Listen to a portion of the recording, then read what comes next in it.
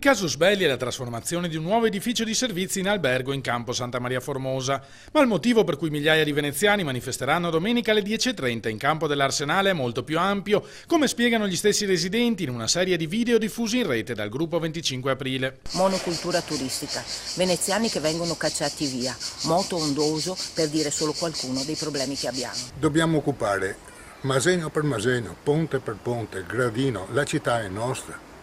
E non dobbiamo farcela portare via. Voglio io scegliere se posso vivere a Venezia o no. Vorrei dimostrare a tutti che noi veneziani ci siamo, a tutti e anche a me stessa. Tra gli ultimi schiaffi alla città, denuncia Marco Gasparinetti, la decisione dell'UNESCO di attendere ancora un anno prima di prendere provvedimenti e quella dell'assessore all'urbanistica Massimiliano De Martini di non applicare a Murano e Giudecca le restrizioni sulle nuove attività ricettive previste per Venezia. È il momento, invita il militante, che i veneziani smettano di aspettare l'arrivo della cavalleria e abbiano uno scatto d'orgoglio. Da Campo dell'Arsenale per un giorno ci riprendiamo Riva Cadidio, Riva degli Schiavoni, tutti insieme, senza bandiere di partito. Vi prego, nessuna bandiera di partito, una città unita per dire che è il momento di cambiare rotta.